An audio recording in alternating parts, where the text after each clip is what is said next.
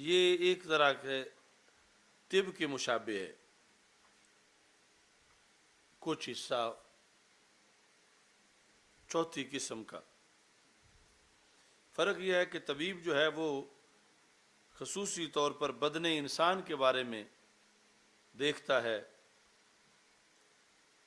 یعنی طب کا موضوع بدن انسان ہے اور اس کے احوال کیا ہیں، صحیح ہونا، مریض ہونا، طبیب کی یہ بات ہوتی ہے۔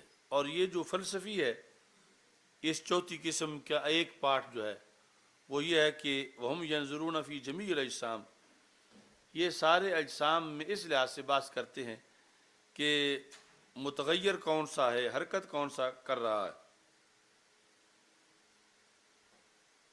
تو چوتھی قسم طبیعیات پر مشتمل ہے، اس کے دو حصے ہیں، ایک حصہ طبیعیات کا جو فلسفہ ہے وہ شریعت کے مخالف ہے، دوسرا حصہ مخالف نہیں ہے، وہ طب کے مشابہ ہے۔ صرف فرق یہ ہے کہ طب میں انسانی بدن کے احوال صحت اور مرض کے لحاظ سے دیکھے جاتے ہیں، جبکہ اس فلسفے میں مطلقاً اجسام، خواہ جسم وہ انسان کا یا اس کے علاوہ، اور حالات دیکھے جاتے ہیں کہ وہ حرکت کر رہا ہے یا حرکت نہیں کر رہا، تغیر اس میں ہے یا تغیر اس میں نہیں ہے۔ لیکن طب کو اس پر فضیلت حاصل ہے، یہ جو چوتھی قسم کے فلسفے کا دوسرا پارٹ ہے اس پر طب کو فضیلت حاصل ہے، لأنه محتاج الیہ، چونکہ اس کا تعلق انسان کے ساتھ ہے اور انسان کے حالات کے لحاظ سے زیادہ حاجت ہے۔ اور جو یہ مطلقاً اجسام ہیں ان کے حالات حرکت سکون کے لحاظ سے جاننے کی وہ حاجت نہیں ہے جو انسان کے لحاظ سے حاجت ہے۔ اس کے بعد ہے شعوذہ۔ امام شامی کہتے ہیں کہ صحیح یہ ہے الصواب الشعوذہ، یعنی شعبازہ کی جگہ شعوذہ، یعنی یہ شعوذہ نہیں ہے، شعوذہ، شعوذہ ترجمہ ہے شعبدہ بازی، شعبدہ بازی، اور مطلب کیا ہے؟ ہاتھ کی صفائی۔ یعنی یہ جو شعبدہ باز لوگ ہوتے ہیں، کیا خفۃ فی الید، ہاتھ کی صفائی ہے، حقیقت میں ویسے نہیں ہے، کالسحر، جادو کی طرح، ترشیّ بغیر ما علیہ اصلہ، تم دکھائے گئے ہو وہ چیز جو جیسے تم دیکھ رہے ہو حقیقت میں ویسے نہیں ہے، یہ ہے شعبدہ بازی۔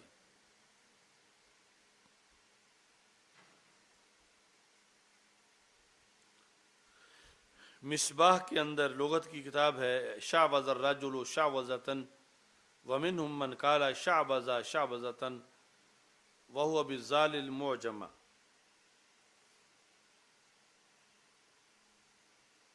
وَلَيْسَ مِنْ كَلَامِ أَهْلِ الْبَادِيَةِ، دیہاتیوں کے کلام میں یہ نہیں ہے۔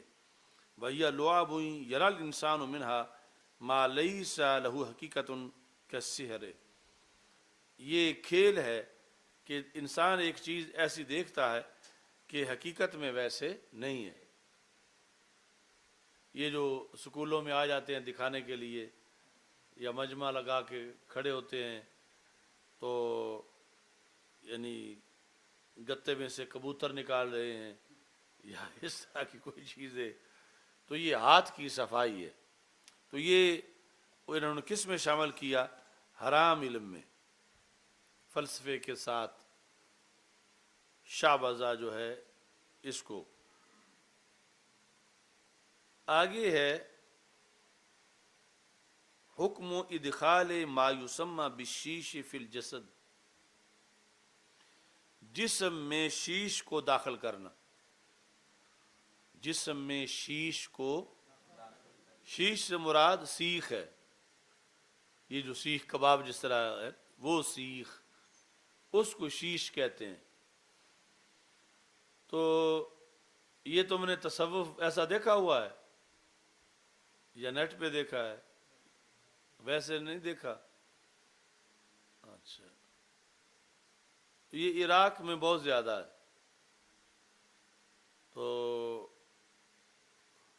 اس کو وہ کہتے ہیں ضرب یا الرفائی. یہ حضرت شیخ احمد کبیر رفائی رحمۃ اللہ علیہ کی طرف منسوب کرتے ہیں کہ وہ ایسا کرتے تھے، جس طرح ادھر قوالی منسوب کی جاتی ہے حضرت خواجہ غریب نواز رحمۃ اللہ علیہ کی طرف، تو ادھر یہ منسوب کیا جاتا ہے. اور وہاں کی علماء نے بھی اس کا رد لکھا ہوا ہے کہ وہ ایسا نہیں کرتے تھے، یہ جو شیش والا کام ہے. لیکن ان کا جو مزار ہے حضرت شیخ احمد کبیر رفائی رحمۃ اللہ علیہ کا، اس پر یہ کثرت سے پھر لوگ بیٹھے ہوتے ہیں جو یہ کرتے ہیں. اور ادھر حضرت غوث پاک رضی اللہ تعالیٰ عنہ کے مزار پر بھی پھر خاص مواقع پر پھر خصوصی طور پر اس کی نشست ہوتی ہے. اور عام بندہ جو ہے وہ پھر بہت زیادہ حیران ہی نہیں ہوتا، بے ہوش بھی ہو جاتا ہے دیکھ کے.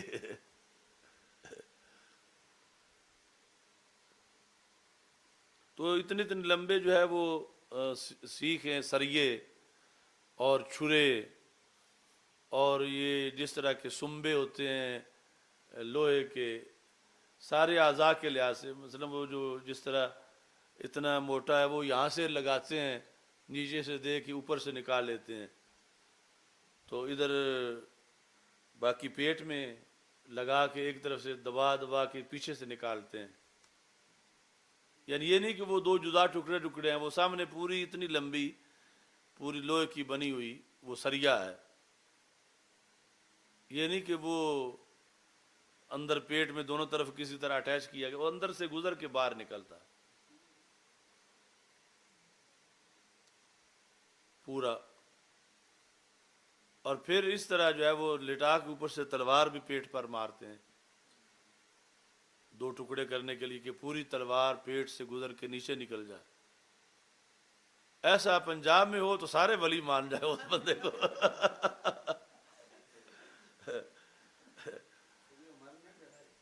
10,000% گھنٹہ مرید وہ ہوں.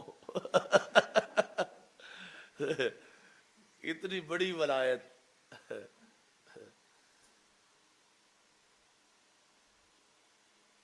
تو یہ یعنی باقاعدہ ان کے جسم پر نشان بھی بنتا ہے، تھوڑا سا خون بھی نکلتا ہے، اور وہ بندہ کمزور بھی ہو جاتا ہے. یعنی یہ جس طرح سالانہ فنکشن ہوتا ہے یعنی تو انہوں نے کچھ بندے ایسے پالے ہوئے ہوتے ہیں کہ اس مرتبہ ان کی قربانی ہوگی. مطلب یہ ہے کہ پھر ان کو ذرا بعد میں انار کا جوس پلاتے ہیں اور فریش رکھتے ہیں کہ پھر اگلے موقع پر. اور یعنی پہلے تو وہ دف بجاتے ہیں اور کچھ پڑھتے رہتے ہیں، تو یہ یعنی کچھ رقص کر رہے ہوتے ہیں، جھوم رہے ہوتے ہیں. تو پھر پیر صاحب کو اچانک جوش آتا ہے، وہ ایک کو پکڑ کے اس کو لگا دیتے ہیں. تو جب اس کو لگاتے ہیں تو پھر وہ اس کے ساتھ ہی رقص کر رہا ہوتا ہے. پھر دوسرے کو پکڑتے ہیں، اس کو لگا دیتے ہیں یہاں سے، پھر ادھر سے داخل کر کے ادھر نکال کے.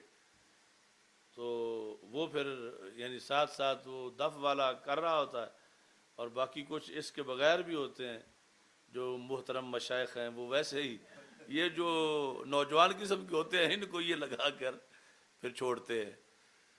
پھر جب اچھا خاصا وقت گزرتا ہے پھر وہ نکالتے ہیں کھینچ کھینچ کے، اور پھر ان کو جوس وغیرہ پلا کے بٹھا دیتے ہیں. اس کو وہ رفائی کہتے ہیں، یعنی اس عمل کو رفائی کہتے ہیں. یعنی ہمارے جب ہم پڑھتے تھے اس وقت یعنی قانونی طور پر یہ عمل ناجائز تھا عراق میں. یعنی ان کو روکا گیا تھا کہ باہر چوکوں میں یا پبلک پلیس جو ہے وہاں نہیں کر سکتے. مگر یہ مشائخ کے جو حجرے تھے اس میں مسجد میں بھی اجازت نہیں تھی کرنے کی، لیکن جو حجرے تھے ان کے اپنے اپنے پیروں کے دربار شریف پر، اس میں پھر وہ کرتے تھے. یا ادھر شیخ احمد کبیر صاحب کا جو ہے مزار، وہ چونکہ دیہاتی علاقہ ہے تو وہاں پھر برسر عام باہر بیٹھ کے بھی کرتے تھے. مگر یہ ہے بہت عجیب و غریب اور یہاں اس کا تذکرہ اس پر پہلے یہ دیکھ لیں، باقی مزید بیان ہوتا ہے۔ حکم ادخال ما یسمى بالشیش فی الجسد، کہ جس کو شیش کہا جاتا ہے اس کو جسم میں داخل کرنا، اس کا حکم کیا ہے؟ یہ اس زمانے میں یعنی جو شعبدہ بازی کا ہے موضوع، اس میں ذکر کیا امام شامی نے۔ اوپر تو متن میں تو صرف شاہ بازا آیا، آگے ہی اس کا ایک حصہ انہوں نے بنایا شعبدہ بازی۔ وَأَفْتَ الْعَلَّامَةُ ابن حجر فی اہل الحیلہ، کے علامہ ابن حجر نے فتویٰ دیا رحمۃ اللہ علیہ نے فتاوی حدیثیہ میں، ابن حجر مکی، کس کے بارے میں؟ فی اہل الحیلہ، کے فی الطرقات، رستوں میں جو حلقے بنا کے بیٹھے ہیں، جس طرح ہمارے ہاں یعنی بلا تشبیہ و تمثیل وہ کلندر باندریوں والے جو ہیں چوک میں حلقہ بنا بیٹھتے ہیں، یا یہ دوسرا کوئی تماشا کرنے والے، تو اس زمانے میں یہ یوں شیش لگانے والے طرقات میں حلقہ بنا کے بیٹھتے تھے۔ الذین لہم اشیاء غریبہ، ان کے عجیب و غریب کام ہے، کیسے؟ کقط راس انسان، یعنی تلوار مار کے سر اتار کے سائڈ پہ رکھ دینا، وإعادتہ، اور پھر واپس لے آنا، یعنی ساتھ لگا دینا۔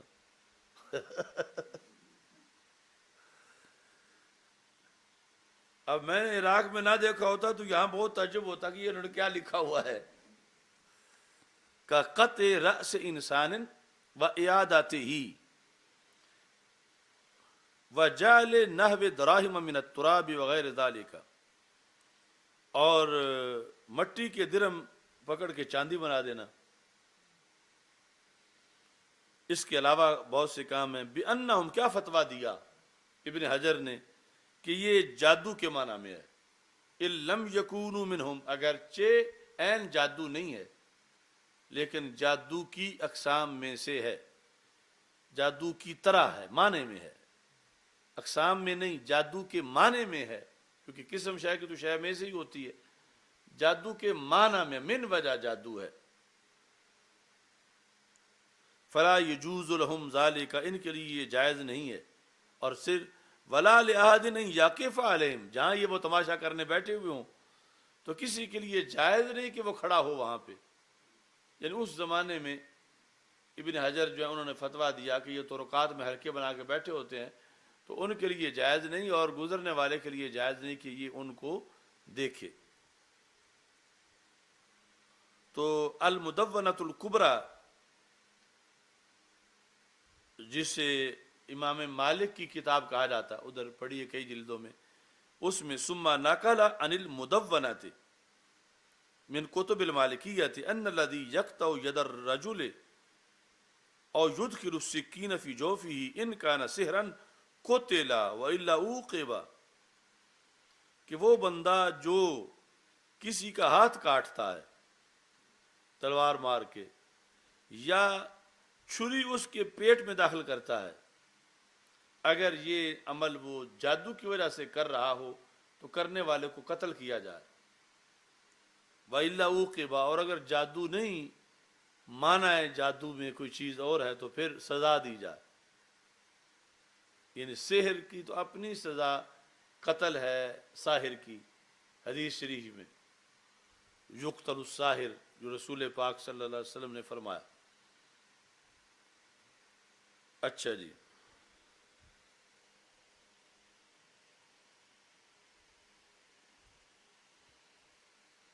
تو یہ نفس الامر کے اندر یعنی جو جادو کے معنی میں ہے، اور ہے بہت عجیب و غریب، یعنی کچھ لوگوں کے نزدیک ولایت یہی ہے کہ اس طرح سے اس طرح کر دیا، تو وہ یہ تو پھر بہت زیادہ ہے کہ سارے اتار کے وہاں رکھا پھر ساتھ لگایا، یا پیٹ پہ تلوار آدھا دھاڑ ادھر آدھا ادھر۔ پھر وہ اس موقع پر خصوصی طور پر دعوت دیتے ہیں، تو مجھے ایک مرتبہ انہوں نے دعوت دی، میری صدارت میں انہوں نے ایسا وہ میرا پہلی اور آخری باری تھی۔ تو وہ شیخ جمال ہوتا تھا، صدام حسین رحمۃ اللہ علیہ کا وہ رشتہ دار تھا، تو وہ پھر شیوخ میں بھی اس کو موج سی زیادہ، تو اس کا جو کمرہ تھا دربار شریف پر، تو اس میں اس نے یعنی صدام حسین کے داماد کا وہ بھائی تھا، تو یعنی پوری داڑھی اس نے رکھی ہوئی تھی اور نوجوان تھا، مٹھی بھر داڑھی رکھی ہوئی تھی، تو اکثر وہاں پہ آتا تھا، تو وہ دوسری منزل پر اس کا کمرہ تھا۔ اب تو جو دربار شریف پر ہے یہ ساری بدل چکی ہے، اس وقت اور طرح کے حجرے تھے، تو وہ میں نے یعنی سارا سامنے دیکھا، ایک ایک کو پکڑ کے جس طرح وہ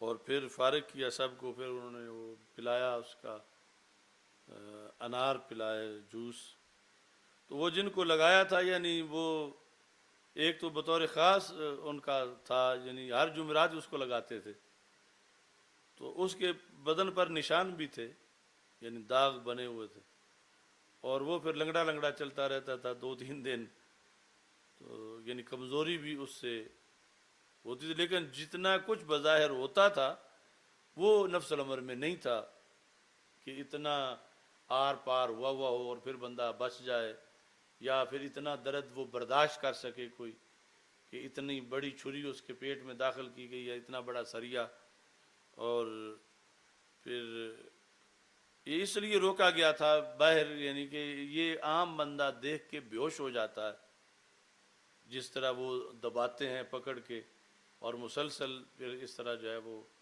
کرتے جاتے ہیں۔ بہرحال یہ جس طرح کی یہاں فتویٰ ہے کہ یہ کوئی ولایت نہیں ہے بلکہ شعبدہ بازی کی یہ قسم ہے، لیکن عوامی طور پر اس میں اٹریکشن بہت زیادہ ہے، کہ جو بھی وہاں سے خلافت لے آئے عراق سے اس کو کہتے ہیں الطریقۃ الکسنہ زانیہ، کاف کشک والا، تو وہ اکٹھا لفظ ہے، زانیہ علیحدہ نہیں ہے، کاف سین نون زال زا نون یہ ہاں کسنہ زانیہ، الطریقۃ الکسنہ زانیہ، یعنی ان کا یہ خصوصی پیشکش ہے، اپنے پروگراموں کے اندر وہ اس طرح کرتے ہیں۔ اچھا جی، آگے ہے تنجیم اور رمل۔ تنجیم علم نجوم، وعلم يعرف به الاستدلال بالتشکلات الفلکیۃ علی الحوادث السفلیۃ، یہ وہ علم ہے کہ افلاک کی شکلوں کے ذریعے سے زمینی حوادث پر استدلال کیا جاتا، افلاک کی تشکلات کو سامنے رکھ کر زمینی حوادث پر کہ ایسا ہوگا، اتنے دنوں بعد حادثہ ہوگا، زلزلہ آئے گا، زمین پھٹ جائے گی، طوفان آئے گا، اس طرح کی صورتحال، اور اس کو بھی انہوں نے حرام علوم میں لکھا۔ صاحب ہدایہ کی جو مختارات النوازل ہے اس میں یہ ہے کہ علم نجوم، اب یہ ساری بحث مکمل ہوگی تو خلاصہ نکلے گا کہ اس میں مذہب کیا رکھنا چاہیے، نظریہ کیا رکھنا چاہیے، یعنی کئی نشیب و فراز عبارتوں میں گزریں گے تو بالآخر جا کے خلاصہ نکلے گا کہ علم نجوم فی نفس ہی اچھا علم ہے، اس میں لکھا ہوا ہے، حسن ہے، مذموم نہیں ہے، کیونکہ اس کی 2 قسمیں ہیں، ایک ہے حسابی اور وہ حق ہے، وقد ناطق بہ الکتاب، یعنی اس کا تذکرہ قرآن میں ہے، اللہ تعالیٰ فرماتا ہے الشمس والقمر بحسبان، مطلب کیا ہے، مضاف معذوف ہے، سیرہما بحساب، شمس و قمر کی سیر ایک حساب کے ساتھ ہے. یہ پہلی قسم ہے حسابی علم نجوم، یعنی نتیجتاً جو آئے گی بات وہ کوئی بھی جائز نہیں، خواہ حسابی ہو یا دوسرا ہو. دوسری قسم ہے استدلالی، وہ ہے کہ نجوم کی سیر کے ذریعے استدلال کرنا اور افلاک کی حرکت کے ذریعے حوادث پر کہ اللہ کی قدرت سے ایسا ہوگا، اللہ کی قدرت سے ساتھ یہ قید لگائی. وَهُوَ جَائِزٌ كاستدلال الطبیب بالنبض من الصحة والمرض.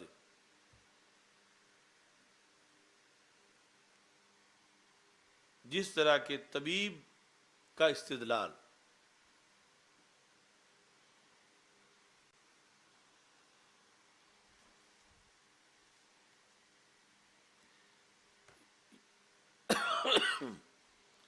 یعنی ایک یہ ہے کہ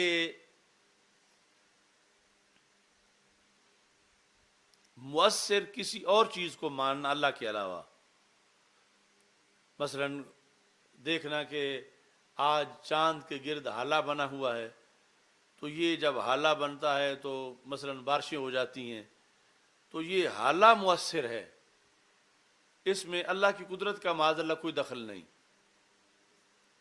یا یہ فلاں قسم کے ستارے اس طرف ہوں تو پھر اس طرح ہو جاتا ہے زمین پر، اور یہ ان ستاروں کا اس طرف ہونا یہ مؤثر ہے. اللہ کی قدرت کا معاذ اللہ اس میں کوئی دخل نہیں. اگر ایسا کوئی کہے تو پھر کفر ہے، جس کے لحاظ سے وہ حدیث شریف ہے کہ انہوں نے بارش ہوئی تو کچھ لوگوں نے کہا کہ نجوم کے ذریعے بارش ہوئی، کچھ لوگوں نے کہا اللہ کے ذریعے اللہ نے بارش برسائی. تو جنہوں نے وہ ستارے کا نام لیا ان کے بارے میں حدیث میں ہے کہ انہوں نے کفر کیا. تو یہ چونکہ ان کی سرحدیں دونوں کی قریب قریب ہیں دونوں باتوں کی. یہی جس طرح مثلا جو محکمہ موسمیات ہے، تو ایک جواز والی صورت بھی ہے. جواز والی صورت اس طرح ہے، مثلا یہ انہوں نے لکھا کہ جس طرح کوئی نبض دیکھتا ہے تو نبض دیکھ کے بتاتا ہے اس کو فلاں مرض ہے. اب اس میں کوئی علم غیب نہیں ہے کہ وہ دعویٰ کر رہا ہو، بلکہ ایک سبب کو دیکھ کے اس نے مسبب کا بتایا ہے. اور پھر یہ ہے کہ یہ مانتا ہے کہ صحت مرض اللہ کی طرف سے ہے، صحت مرض جو ہے وہ اللہ تعالیٰ کی طرف سے ہے. ایسے ہی یعنی جو جب یہ ہو کہ مثلا علم الافلاک کے ذریعے سے یا یہ جو رصد گاہیں سائنسدانوں نے بنائی ہوئی ہیں کہ عام بندے کو وہ چیزیں نظر نہیں آ رہی، ان کو پیچھے اسباب نظر آ رہے ہیں کہ اتنی دور سے ایک طوفان شروع ہو رہا ہے اور وہ اتنے گھنٹوں کے بعد اس جگہ پہ اس کا ظہور ہوگا، تو آلات کے ذریعے ہو سکتا ہے کہ وہ پیچھے دیکھ لے. یعنی اگر علم غیب کا دعویٰ نہ ہو اور ان آلات کے ذریعے وہ خبر دی جا رہی ہو، اور ساتھ یہ بھی شرط ہے کہ اس میں مؤثر اللہ کو مانا جائے کہ یہ ویسے تو معمولی سا پتہ بھی نہیں ہل سکتا تھا اللہ کے حکم کے بغیر، یہ سب کچھ اللہ تعالیٰ کے حکم پہ ہوگا. تو اب یعنی یہ اس طرح بارش ہو جائے گی گرج چمک کے ساتھ اور یہ وہ ہوگا، اس نظریے پر جا کر جواز بنے گا کہ جس میں کوئی دعویٰ علم غیب نہیں اور اسباب کو دیکھ کر مؤثر کی خبر دی جا رہی ہے. جس طرح عام بندہ جو ہے مثلا نالج کے لحاظ سے ایک بالکل بچہ ہے، اس کو گھر میں درخت لگا ہوا ہے، تو ابھی اس کو یہ پتہ نہیں کہ یہ سایہ جو اس طرف ہے پچھلے ٹائم اس طرف ہو جائے گا. تو اب کسی بڑے نے اس کو خبر دی کہ یہ سایہ سورج کی کرنوں سے بن رہا ہے اور سورج دوسری طرف ہوگا، پھر سایہ اس طرف بنے گا. اب اس میں جو ہے وہ اللہ کی قدرت ہے کہ سورج ادھر جائے گا. تو اب یہ خبر دینا جیسے بچے کے لیول کے بندے کو اس پر بچے کا یقین کر لینا کوئی کفر نہیں ہے کہ ایسا ہوگا اور پھر ویسے ہو ہی جائے گا، اور نہ یہ کوئی علم غیب ہے. تو آلات کے لحاظ سے سائنسدان جب اس طرح کی کوئی چیز جو ہے وہ اسباب کو سامنے رکھ کے بتا رہے ہیں، اور نہ ان کا اپنا دعویٰ ہے اور نہ سننے والوں کا اس کے بارے میں یہ نظریہ ہے، تو پھر یعنی وہ خبر جائز ہے، اور ساتھ یہ ہے کہ یہ ہوگا اللہ تعالیٰ کی قدرت کے ساتھ، اس میں کسی ستارے کی کوئی تاثیر نہیں ہے۔ تو جب دوسری چیز لی جائے کہ جس میں دعویٰ علم غیب ہو اور ذاتی طور پر، اور پھر ساتھ یہ ہے کہ اللہ تعالیٰ کی تاثیر کا دخل نہ مانا جائے معاذ اللہ، تو پھر وہ اس طرح کی خبر دینا وہ کفر کے زمرے میں آتا۔ اب دیکھو یہاں سے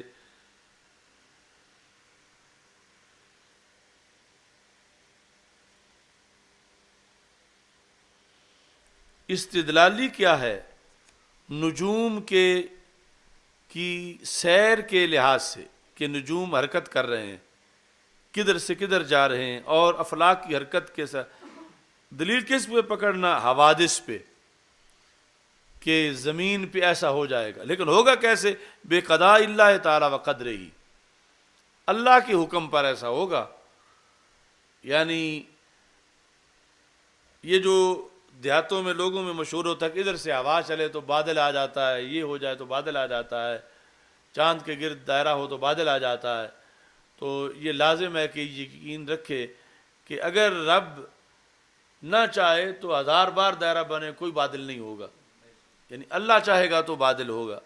تو یہ نظریہ توحید ہے، اور اس میں پھر وہ لفظ بولنے میں بھی جب اندر یہ نظریہ ہے تو حرج نہیں ہوگا، لیکن جب یہ اسی پہ چھوڑ دیا جائے کہ خود اس چیز کی تاثیر ہے تو یہ پھر شرعی عقیدہ نہیں ہوگا۔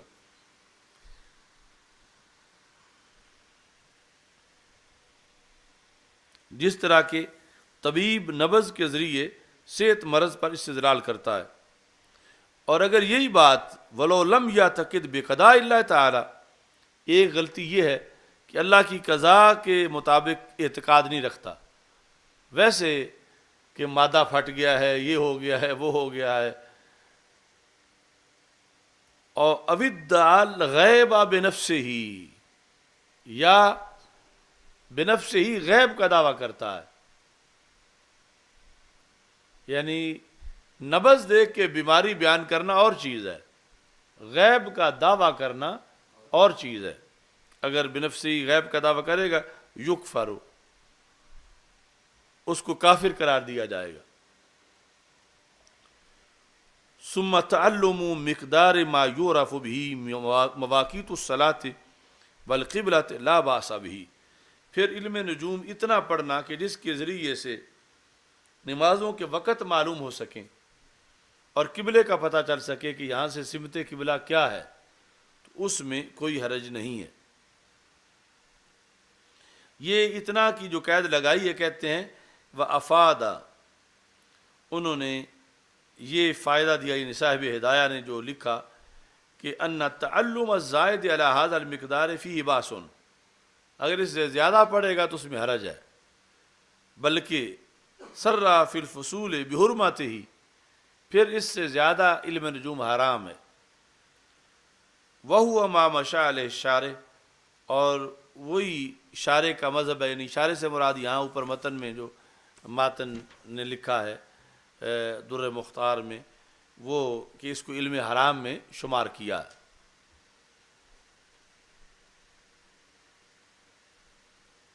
چلو الحمدللہ۔